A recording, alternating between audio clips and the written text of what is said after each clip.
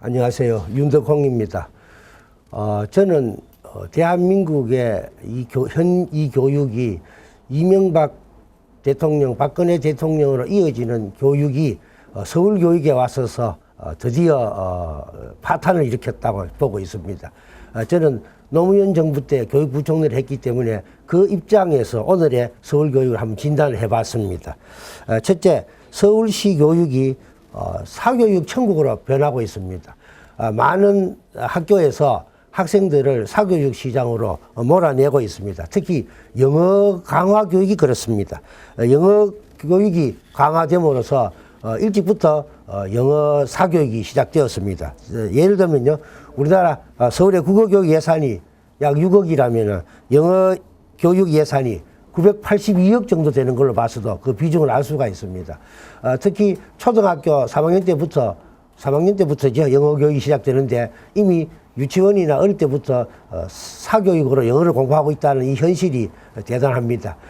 그것도 가격이요, 사교육비가 영어 강사료가 상당히 비싸고 학원에 갔을 때 영어 가르치는 그 돈이 보통 일이 아닙니다. 서민들을 훨씬 더 불안하게 하고 있습니다. 그래서 공교육 속에 지금 사교육이 침투해 들어오고 있는 현상입니다. 특히 제가 교육부총리 시절에 사교육비를 줄이기 위해서 방과 후 학교라는 것을 시범학교를 만들어 봤었는데, 그로부터 약 10년의 세월이 흘러 지금은 사교육을 오히려 공교육으로 끌어들인 결과를 만들어 놓고 있습니다. 그래서 공교육 내 사교육이 무차별로 침투되어 있고, 또 사교육 시장에 공교육이 예속되는 그런 경향을 지금 보여주고 있습니다. 그래서 저는 총체적으로 서울시 교육을 사교육 천국으로 만들고 있다고 제 나름대로 정의를 내려봤습니다.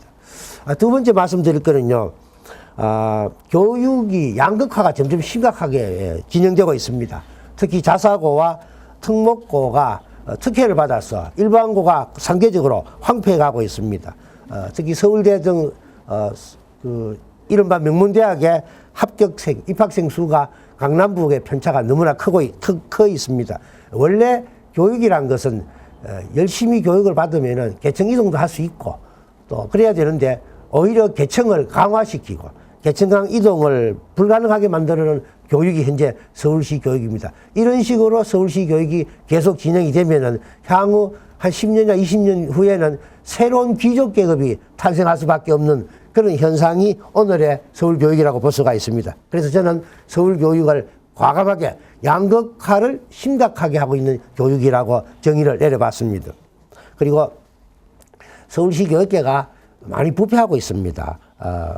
관료가 무사 안일주의로 되고 있고, 또 학교 현장도 상당한 부패가 있습니다. 그럼에도 불구하고 문용린 교육감은 거기에 대해서 적절한 감사와 처벌을 하지 않는 채 그냥 얼렁뚱땅 넘어가는 분위기가 연출되어 있어서 저는 서울시 교육계를 부패해 가고 있는 과정의 교육이라고 그렇게 정의를 내려봤습니다.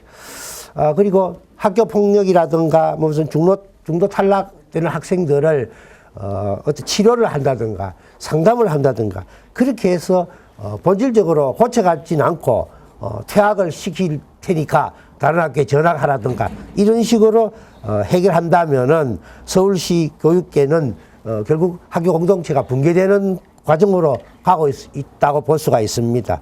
특히 징벌적인 대안이 없는 징벌적인 학생 조치는요, 교육으로 막아주는 건 아주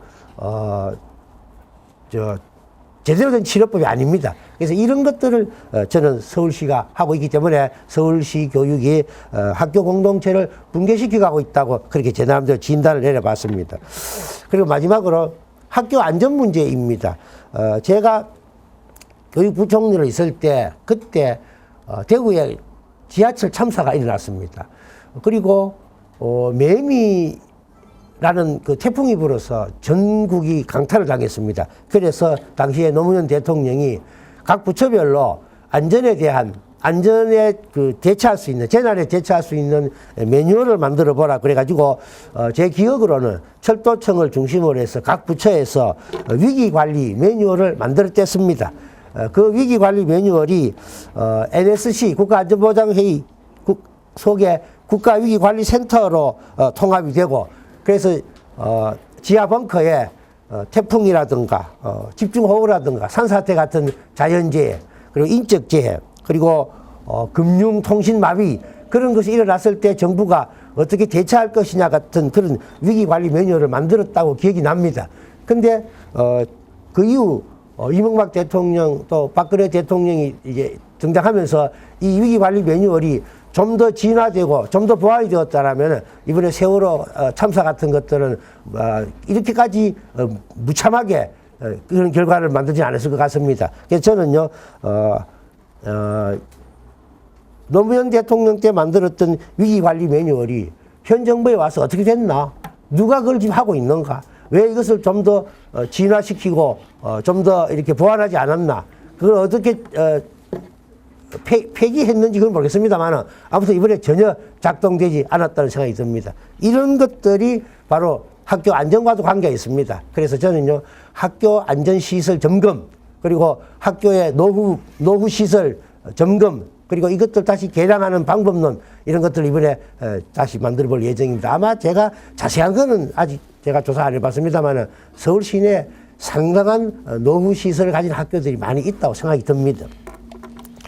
대충 저는 이 정도로 서울 교육의 문제점을 5가지 정도로 파악을 하고, 이것이야말로 서울 교육이 이명박 박근혜 대통령의 정부에서 일어나고 있는 각종 문제들이 서울에 와서 이렇게 직격탄을 맞고 있다. 그래서 오늘 제목을 서울교육 이명박근혜 교육 파탄에 직격탄을 맞다라는 제목으로 여러분들한테 발표를 해드렸습니다.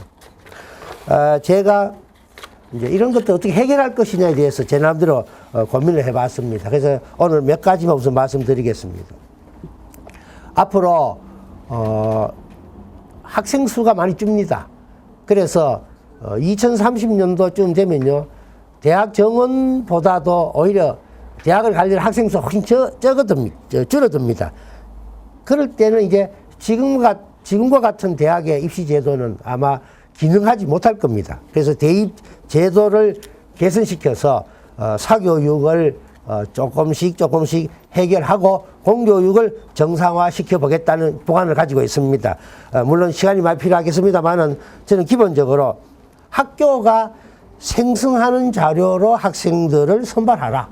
대학이 학생을 선발하는 게 아니라 초중고에서 가르친 그 교육의 내용을 대학이 보고 학생을 선발해가는 그런 제도를 만들겠다는 것이 제 생각입니다. 그래서 기본적으로 초중고의 교육 내용을 조금씩 경량화시키고, 그 대신에 학생들이 좀 더 책을 읽고 여행도 가고 여러 가지 체험학습을 할 수 있는 시간들을 조금씩 늘어가야 되겠다. 그래서 저는 대입 제도를 조금씩 간소화하는 방향으로 중앙정부와 협의하고 교육부와 협의하고 대학 총장들과 협의해가는 그런 방법을 쓰겠다. 두 번째는 교사가 수업하고 상담하고 성적평가하는 것이 교사 임무인데 지금은 그 임무보다 오히려 잡무가 훨씬 더 많습니다. 그래서 교사가 거의 잡무에 시달리기 때문에 원래 그 교육의 본연의 자세에서 일탈된 행동을 할 수밖에 없는 그런 분위기가 지금 있습니다. 그래서 저는요, 이번에 행정실무사 같은 그런 제도들을 만들어 가지고 좀 더 자질구레한 행정들은 그쪽에 맡기고 교사는 여전히 수업과 상담과 성적평가 임무에 충실할 수 있도록 만들겠습니다. 그래서 부진 학생을 1대1로 학습시키다든가 소수자 아주 그 좀 학습이 뒤떨어지는 소수 학습을 활성화한다든가 학생 간의 협력 학습을 도입한다든가 그런 것도 다 교사가 주도를 해야 되기 때문에 교사들에게 좀 더 수업에 임할 수 있도록 좀 더 여유를 줄 수 있는 그런 환경을 만들겠습니다. 그 다음에 서울 교육이 기회가 불균등하는 방향으로 흐르고 있습니다. 특히 자사고와 특목고가 그렇습니다. 그래서 저는 자사고와 특목고가 본연의 원래 목적에 어긋났을 때는 점진적으로 축소를 시키고 일반 고등학교를 혁신화시켜서 점차 균등교육, 보편교육 쪽으로 교육을 방향 전환시켜야겠다는 생각을 하고 있습니다. 그 다음에 학교의 비리가 없어져야 사회 비리가 없어집니다.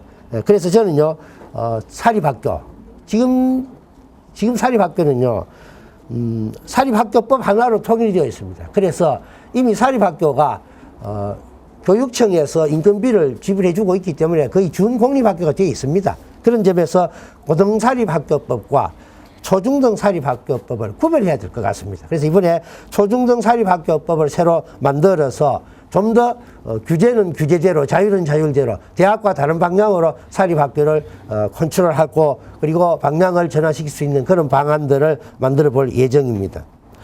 그리고 사립학교 중에는요, 좀 비리 재단도 있습니다. 이 비리 재단들을 눈 감아 준다면은 우리나라 교육은 영원히 바로 서기 힘듭니다. 그래서 비리 재단에 대해서는 아주 엄격한 잣대를 대어서 완전 퇴출시키도록 그렇게 강경하게 정책을 실시하겠습니다.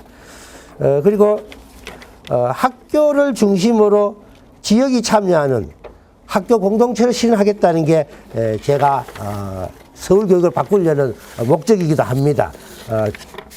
지금 우리나라의 그 학교 안에요, 여러 가지 부작용들이 많습니다. 대표적인 케이스가요, 학교 폭력 같은 겁니다.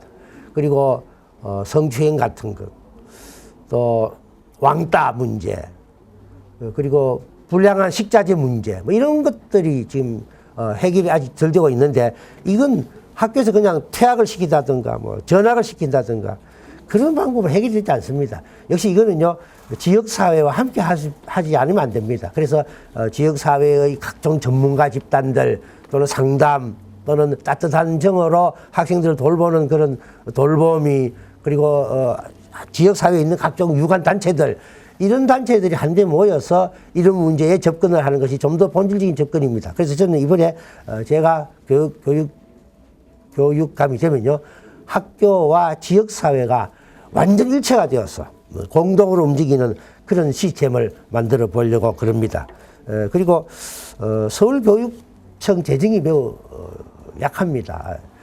제가 알기로 7조 3,600억 정도 되는 예산에 약 6조 9천억이 중앙정부와 서울시의로부터 받습니다.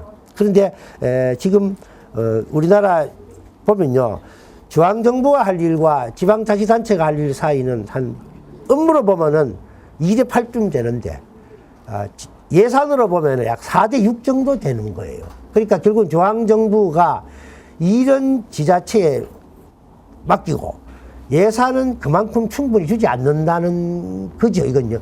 결국은 중앙정부가 예산을 가지고 지자체를 컨트롤한다는 뭐 그런 현상이 벌어지고 있습니다. 그래서 이번에는요, 제가 이제 교육감이 되면은 좀 더 서울교육 재정을 좀 더 확보하는 방향으로 정부와 협의도 하고 국회와 협의도 하고 중앙정부와 협의도 하는 뭐 그런 체제를 한번 만들어 보겠습니다. 그래서 교육청 예산을 좀 더 늘려서 좀 더 시설이라든가 기타 등등 필요한 일들을 좀 더 과감하게 할 수 있도록 서울의 교육 재정을 좀 더 확보하는 방안을 만들어 보겠습니다. 특히 부자 감세, 이게 이명박 대통령의 트레이드 마크이기도 했습니다만은 이런 부분들은 좀 앞으로 정리를 해서 부자 감세를 좀 더 처리하고 그들로부터 또는 아무래도 우리 사회에 좀 더 잘 사는 사람들, 그들 뭐라 그럽니까? 무슨 역시 혜택 받은 분들이니까 좀 더 사회를 위해서 좀 더 내놓는 그런 문화 같은 것들이 이루어진다면은 좀 더 재정이 확보되지 않겠나 그렇게 생각하고 있습니다. 그래서 전반적으로 열악한 서울 교육 재정을 좀 더 확보하겠다. 이게 제가 여러분들한테 드릴 수 있는 공약입니다. 이상 서울시 교육에 대한 진단과 앞으로 해결 방안을 간략하게 말씀을 드렸습니다. 네, 감사합니다.